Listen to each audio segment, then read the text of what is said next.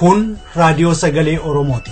Raadiyoon sagalee Oromoo torbanitti guyyaa 3 wixata roobii fi sanbata galgala keessaa sa'a 7 hamma 7 walakkaatti kan isiniif darbu. Tamsaasni dambalii gabaabaa meetir baandii 16 yookaan kiiloo heerzii 17,850 fi karaa intarneetii oromovoice.org darbu kun amma jalqaba. Kun raadiyoo sagalee Oromooti.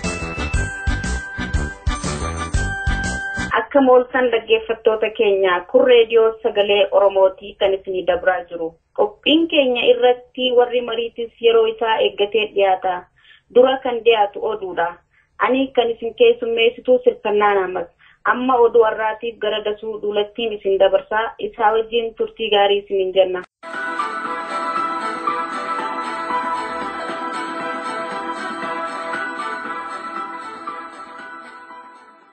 Akkam jirtu dhaggeeffattoota keenya oduu har'aa dasuu duula isinitti hima.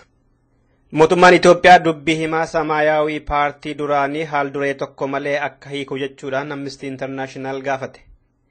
Jaarmichi ibsa jimaata kaleessa baaseen obbo Yoonaataan Tasfaayee hoogganaa dhaaba biraa otoo ta'anii jiraniiti waan maaster pilaanii Finfinnee fi godina addaa Oromiyaa naannoo Finfinnee mormu feesbuukii irratti barreessinaan ergama adda bilisummaa Oromoo qabdaa jedhamanii labsii farra goolessitummaatiin roobii darbe himatamanii jedhe.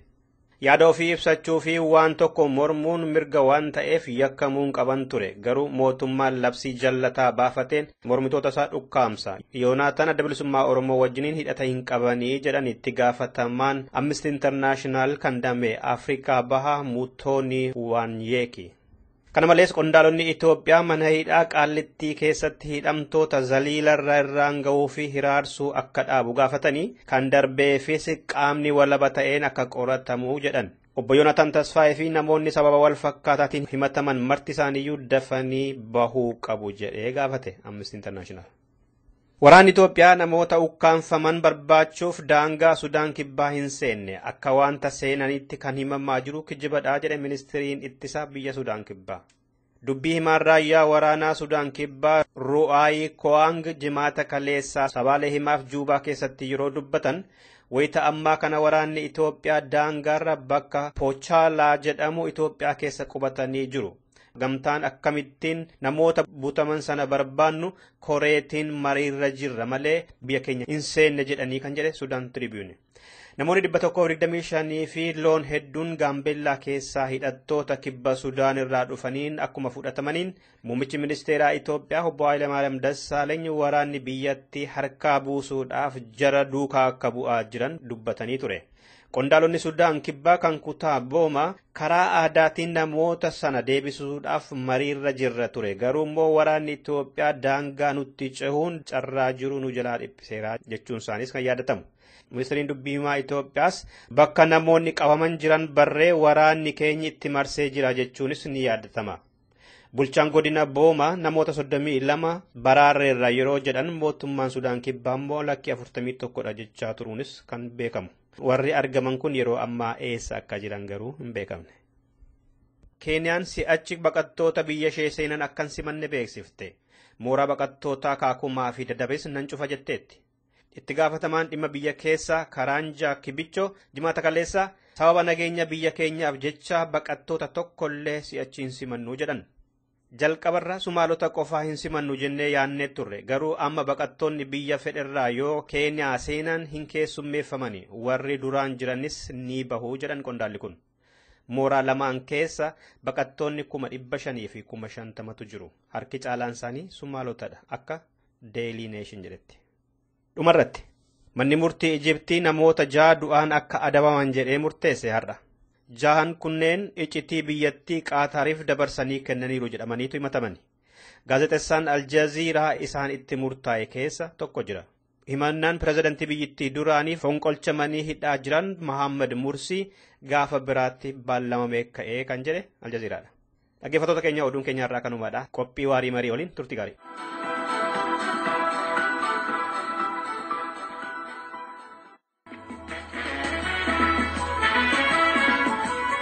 Dhaggeeffattoota keenya kabajamoo akkam ooltan kun qophii waarii marii. Qophiin waarii marii torbanetti guyyaa tokko isiniif dabru amma jalqaba.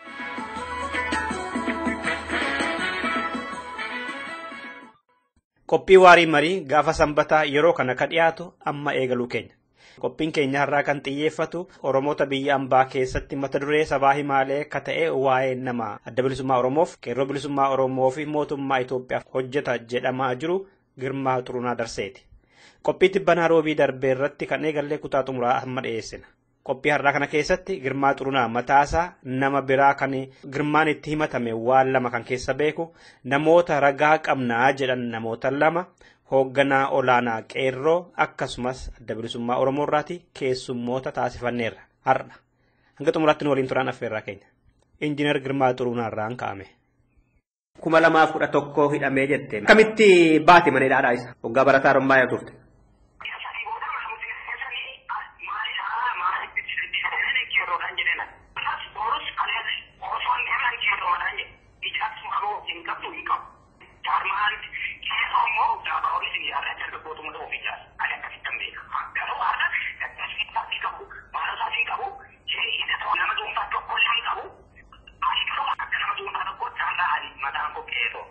Qeerroo jechuun mootummaa biratti bilisa nama baasaree ragaa irratti hin dhiyeessine mootummaan qeerroon yakkadha jedhee.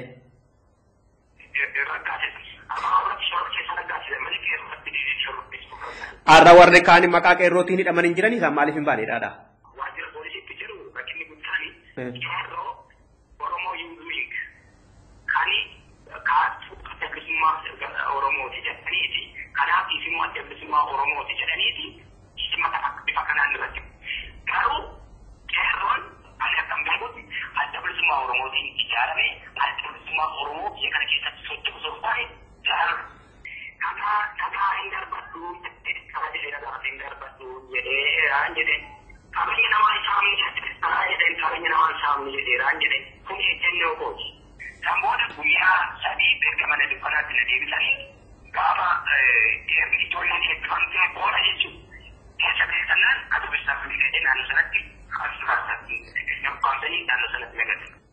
Mee ammoo isa bara darbee hidhamtee taa deebinu akkamitti qabamtee maaltu argame mana keetii maaliif si qabanii booda akkamitti baate maaltu sirra ga'e mana hidhaa keessatti?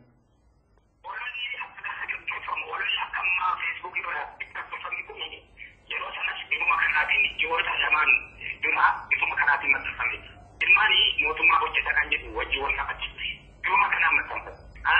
Artistoota namtichiisa jedhee saamaa kan jedhu kan maxxanfate.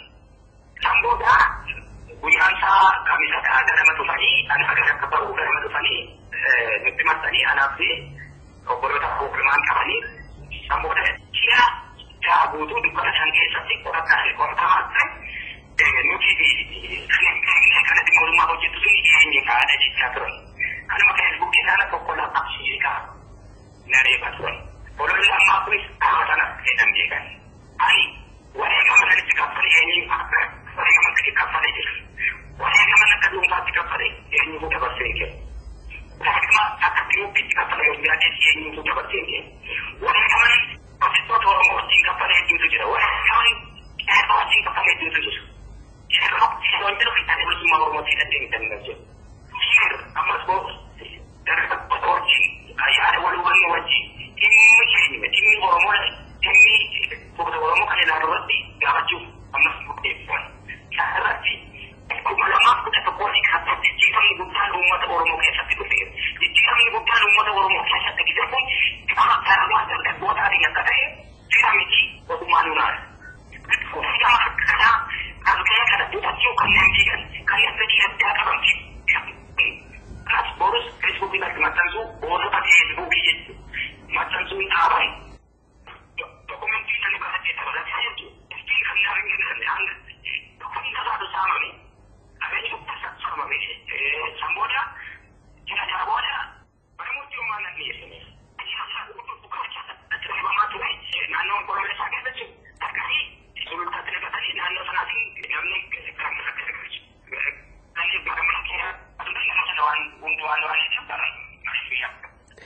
Ragaan isaan barbaadan mana keetti argame jira qabeenya fudhatan keessatti.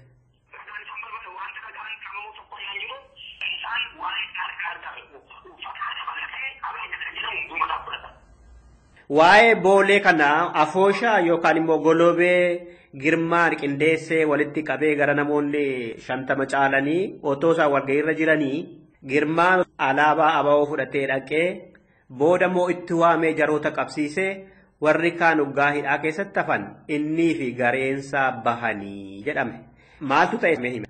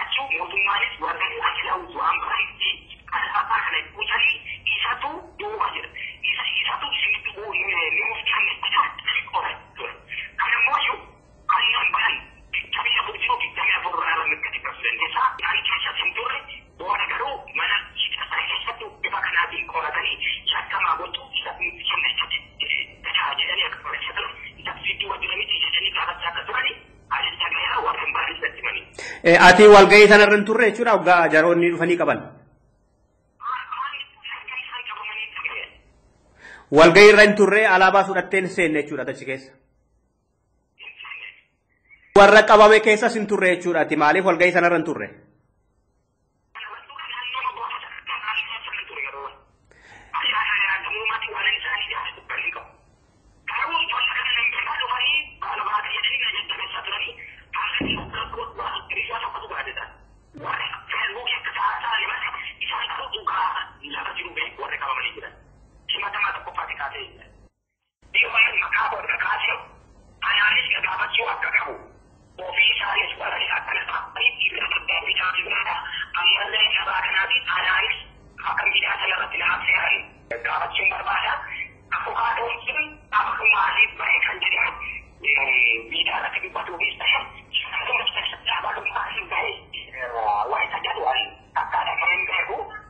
Artistoota doorsisee hojjechiisaa gariin immoo irratti dammaqanii warri biraa bahanii jiranii maallaqa akka garaasaa dhangalaasaa deemaa konkolaataa mootummaan kenneefiitiin deemaa waan jedhaniifi maqaa artistoota Oromoolee warra uf kennanii qabsoo Oromoodhaaf hojjetaa jiranillee wayita maqaa kaasanii saaxilantu mul'ata. Kanaaf immoo komatamu namoonni akkas godhanii maqaa eeranii ijoollee biyya keessaa gama danda'an hundumaan hoggaasaan achi ta'anii dalagan maqaa isaanii gadi baasanii diinaaf saaxiluun kun sirrii miti warri jedhanii komatan jiru.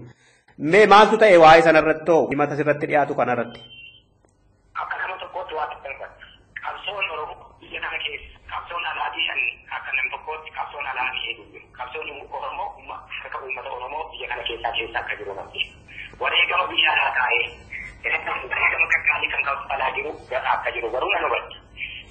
Artistoonni kuma lamaaf kudha afur gara jalqabaa keessa kuma lamaaf kudha sadii xumurarra jechuudha.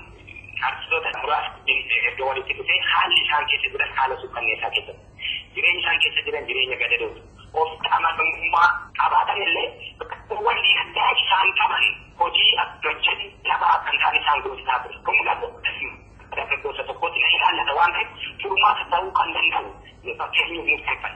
Kan akka artistoota wajjin mari'annee yeroo sana maal gochuu akka qabu mari'annee baandii tokkummaa taasisuudha. Baandiin tokkummaa kun kanneen hojjechuun danda'amne akka aartii hojjetan. Dispoota gaafachuuf hojiiwwan bal'aa jalqabu.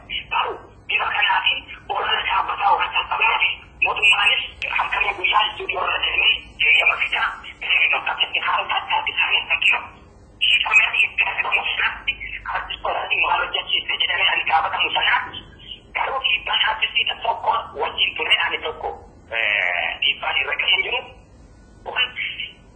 Kamu jawab ya sudah ya alat tidak yang buat kita dapat itu nama lubunya nama umat orang semua kalau ada pada jiru arti ada semua wajib diwujudkan jiru hingga bisa disamakan kita kuni wajib sama mereka nonton wajib buat kami dan pada hari ini kalian banding kulisan umat kekasih mada umat ketuaan pun akan sebab kalian berdaya ada wajib itu artistoonni Oromoo kana hedduu isaanii wajjin jechuudha.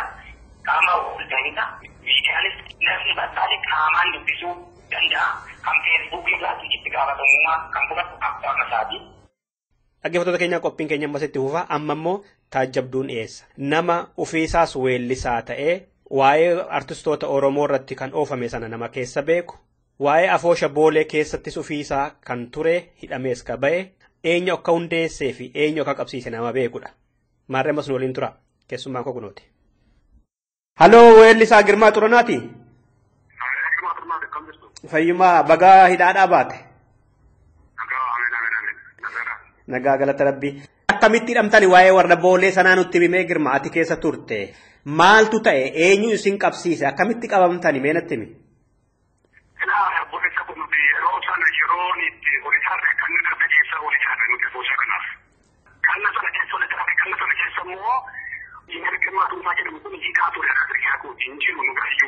Gaafa qabamtan immoo jira asin faana inni walgahii sanarra. Alaabaa kan fidee dhufe eenyudha?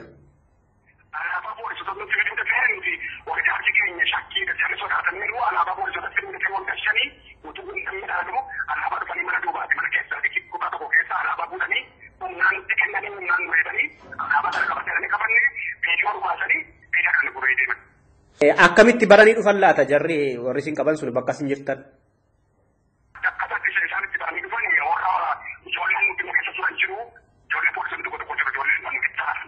Poolisoon.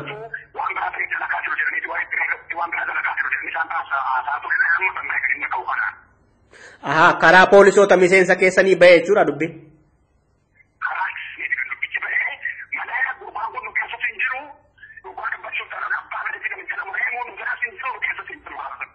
Inni qabsiisee, inni ijaaree, inni hundeesse Girmaa Xurunaa Addasee hin hidhamne kan jedhamus immoo dubbatameera. Eessaa dhufe dubbiin kun ree?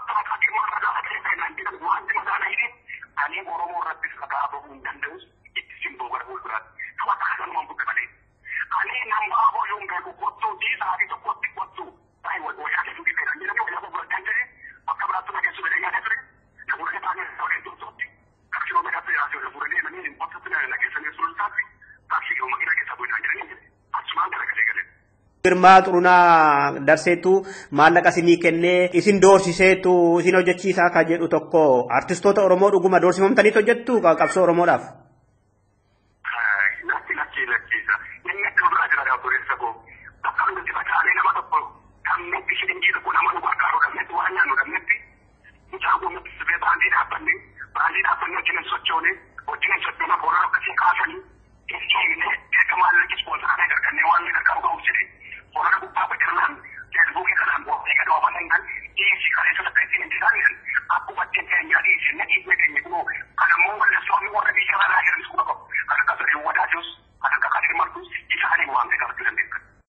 Qophii darbe dhaggeeffachuudhaan namoonni gariin yaada bilbilaan kennataniiru.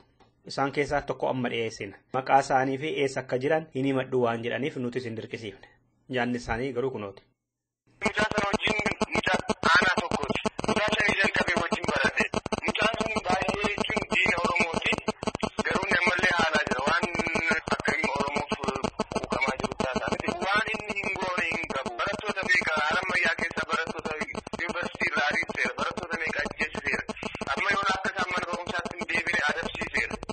Mee ragaa kaasini amma fakkeenyaaf eenyu fa'iitaniin jettiiti. Isa immoo fakkeenyaaf amma ani piraayiveetii godheentii bilbileen ta'e mana kuusa kana. Sakiriitii qofa sodaachuu nan danda'a. Biyyaatillee akkasumas siif kennuu nan danda'a. Ijoollota maqaa inni hiisisee adreesii isaaniillee dabalee siif kennuu nan danda'a. Garuu eeyyama isaanii malee siif kennuu nan danda'u. Namni sodaata biyya keessa waan jiruuf.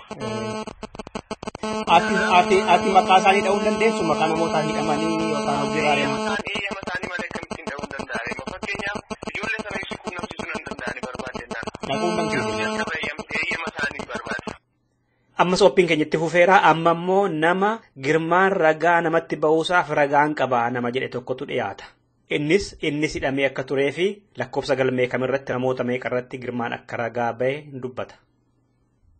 Kumalaa kudha tokko waan ga'ii ta'e Finfinneetti nu waami jette. Inni Girmaan jechuudha.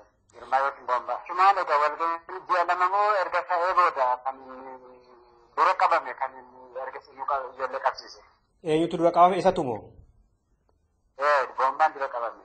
Si itti aansee Dachaasaatu qabame. Dachaasaa Wiirtuu Moosisaa. Inni isaa yookaan ta'e ji'a eebilaa keessa. Inni immoo an afaan hoggaa gaafiif deebii godhe Dachaasaatu dura qabamee ani immoo boodan qabamee jedhe. Ati immoo lakkii Girmaatu dura qabamee jechaa jirta. Girmaatu dura qabame kan irratti. Tole maal ta'e isaa booda? Booda Girmaan dura qabame ijoolleen tokko tokkoon qabamanii ijoolleen kana kan hin jiran jechuudha. Amma yeroo hubatu akka Girmaan si qabsiise akkamitti akka beektu jechuudha. Maayikilaawii yeroo geessu qorattoonni kan si gaafatan kanatti isa wajjin haasoftee kanatti isa wajjin dalaguma isaa si gaafatu. Kana irratti akka Girmaan si qabsiisan beektaa jechuudha. Maal fa'aa gaafatanii maal goota jedhanii gaafatan fakkeenyaaf isiniin? Isaan walga'ii Finfinneetti waamtanitti Bombaa irra beektaa jedhanii waan akkasitti nama gidatanidha. Ayyee ammaatis hidhamteef jechuudha Girmaa faana? Ani Girmaa bakka tokko miti malee hidhamne. Isaa wanti nuun dabalan baramu fakkeenyaaf interviyuu asii taasiste faana irraa kan irra beektu inni Dachaasaatiin mana dukkanaatti argee jedhe. Garuu isaan jara wanti hin dabalan kutaa garaagaraatti nama hidu. Innuu sobaadha jechuu keeti? Inni mataan isaa sobaadha. Inni Dachaasaa iyyuu isa hidhamuu isaan beeka garuu kutaa tokkotti hin hidhamne inni Dachaasaa faana. Tokkoffaa kutaa garaagaraa qaba. Kaan lammataa immoo Dachaasaan fa'a utumaa Shalaayii hin galiin dura bakka biraa turan bakka isaan danda'uuni isa hidhamanii kan isaan turan. Tole isaa booda akkam ta'e mee warra hidhaman kana irratti ragaa baheera? Amma dubbisi ragaati beekta. Erga turee booda ji'a lama guutuu mana dukkanaa seenyinu. Ragaan dhiyaateera asinitti? Dhiyaateera sirriitti. Eenyutu dhiyaate gaafa sana? Egaa jalqabarratti kan nurratti kan dhiyaate Boombaadha. Yookaan Girmaa Xurunee Darsee jedhan. Girmaa Xurunee Darsee. Ijaan agartaniis mana murtii irratti fuuldura keessan dhaabbatee maragaa isinitti ba'e? Inni barbaanni dhabetti inni dhufee jalqaba Dachaasaa irratti ba'e. Maal jedhe egaa? Walga'ii sana kan walitti qabe anadha jedhe. Kan inni gosa keessatti kan godhe anadha jedhe beekta yeroo baay'ee. Kanarra amma kan seenaa jechuudha. Seenaa mararaa. Isa irrattis ragaa ba'eera? Irratti ragaa ba'eera. Maal jedhee ragaa ba'e? Irratti immoo maallaqa 450 ergeetii naa deebiseera walga'ii sanyii dhufnee jedhe. Seenarraa kanas warri kan argamanii barandaa irratti walga'ii hiriira nagaa qopheessinee jira. Hiriira nagaa immoo hin milkoofnee manni abbaan daanyaa sun hayyamsifatanii tijjanii hayyamsiisuu qophoofneera jedhaniira. Kan biraa kan inni ragaa ba'e ijoollee 9 irratti Silashii Soorii, Abdii Darajjee, Mirreessaa Haayilee Yesuus, Damee Zariin, Seenaa Mararaa irratti kan inni ba'e Gadaa Raggaasaa yookiin Alamaa Raggaasaa. Nama tokko irratti ragaa hin baane jedhe. Fakkeenyaaf yeroo sana abbaan abukaattoon keenya Saamu'eel Abaatee jedhama mootummaatti dhaabera abukaattoon. Kanadhaa jechuudha ragaa malee inni sabanni gabaabadha. Galmeen namoonni 9 kun itti himatamaniin beekama amma lakkoofsisaa? Inni Dachaasaa Wiirtuu jedhu 10 Injiinar Girmaa Xurunee Darsee hoogganaa qeerrootii qeerroof hojjetaa jedhamee himatama. Dhuguma qeerroonoo isa beekaa laata? Hooggana olaanaa qeerroo keessa nama dubbisneerra. Odeeffannoo isaa ergadhatiin muraasa feesbuuk irratti ilaalaa jirra. Sanas inni miseensa qeerroo kan ta'e dhibbaanni kanaafuu akka inni miseensa keenya hin ta'in Yoomirraa kaaseetu miseensummaa dhaabe moo durumallee miseensa keessa miti? Lakki durumallee miseensa keenyaan nagarree hundee hin warmute amma haaroo waan miidiyaa irraa haasamu kana ilaalaa jirra malee miseensa keenyatti hin turre amma miseensa keenyaan quban qabnu shawarri irraa dhiyee akka hin jiru amma sooshaal miidiyaa irratti argaa jirra. Ati amma kan si dubbisu hooggana qeerroo olaanaati. Inni hooggana qeerroo olaanaan turre jettaa? Hoggana qeerroo lana turuun ta'a kuban qabnu jechaanii akkuma san hin qotu sammuu kun hin agarre amma ijoollee mana naa hundi keenyaa jiran immoo isa hin beeku hoggana qeerroo keessa hin jiru maa kubumaa isa hin qabnu gaaratti. Ijoollee warra hiisise jedhamu kanas akka inni hiisiseeru quba qabaa qeerroon duubaan. Qeerroon amma waan sooshaal miidiyaa irratti haasa'amu kanaaf malee waan biraa wanti quba qabu hin jiru qabatamaatti isa tokko akkasuma jennee wanna irratti amanni tokko hin beeknu maaliif miseensa keenyaaf hin turre karaa biraatu yoo waan akkasii godhe immoo hin beeknu jechaa hin jira. Qeerroon amma jeequmsa jedhu kanarraa bilisadha hoogganni isaa jiru kun if danda'eeruma kophaatti ijaaramee jira diinni keessan galle.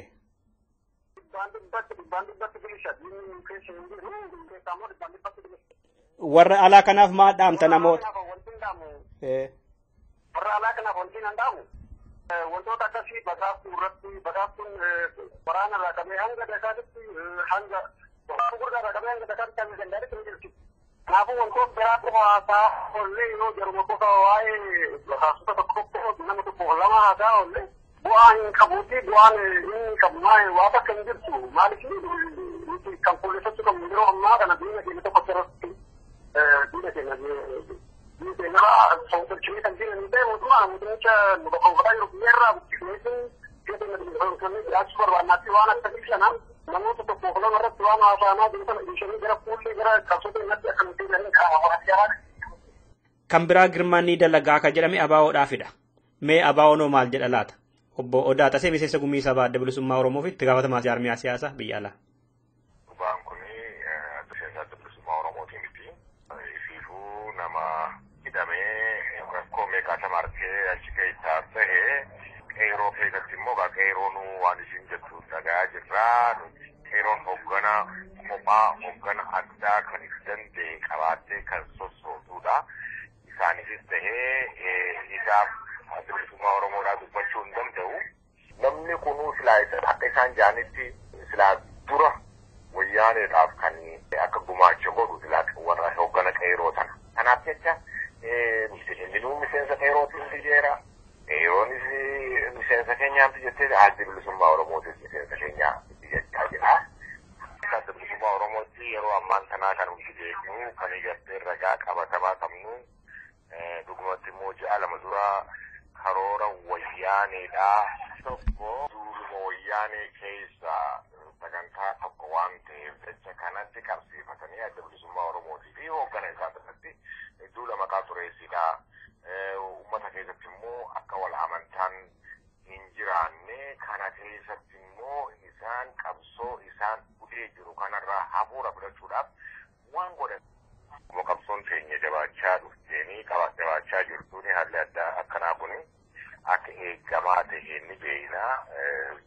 Kana malee dabree biyya keessattuu pikaap tiraakii irratti namoota isiin mana hidhaa keessatti toorchar godhaa turte makiinaa banaa ta'e kanaan baaftee deemtee nama qabtee kunoo isaatti isin qabsiisaa jettee rakkoo uumaa jirti.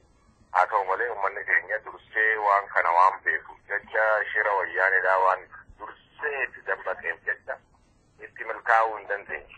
Inni guddaan wayyaaneen waan qabattu dhabdee daddaaqamaa jirti. Qeeroon sun eeysaa baasee eeysaa dhuftee jabinaan ji'a 5 guutuu hunoo isaan raasaa akka jirtu wallaalurraan kan ka'e waan qabduu fi waan dhiiftu wallaaltee jirti. Amma biyya keessattis haala hedduu rakkisaa ta'e keessatti qabsaa'ota qeerroo uummatuma Oromoo walumaa galatti jiraachaa jirti. Biyya alaa kana keessattis basaasota isiif facaaftee karaa adda addaatiin uummata keessa seenuudhaan olola adda addaa hoogganoota maqaa xureessuu akkasumas dhaaba maqaa xureessuu qeerroo maqaa xureessuutti bobbahanii jiranii. Egaa dhugumatti namni basaasan saaxilla jedhu tokko kanaa waliin walitti qabsiisee waan adda bilisummaa Oromootiif hooggana isaa irratti bobba'uuf hin jiraatu. Kanaa waliin wal qabsiisee ijoollee qeerroodhaa kan uummata isiitiif abbaa biyyummaa Oromootiif haala akkaan rakkisaa ta'e keessatti funyaan wayyaanee jalatti hojjechaa jirtu maqaa baasuudhaan diinaaf hin kennu. Kana irratti dhaqqabnee jirra basaasota hidhattoonni wayyaaneedha kanneen keessaa biyya alaa kana jiran Minneapolis haa ta'u Atlantaa haa ta'u gama keenyaan ijoollee sanarraa rifeensi tokkolleen yoo cite akkuma wayyaaneen itti gaafatamaa taasisu isaanis itti gaafatamu jennee yaadna. Dhaggeeffattoota keenya qophii waarii marii keenya har'aa kanumaan xumurreerra waan nu caqastaniif hora bulaa. An Dassuu Dulaati.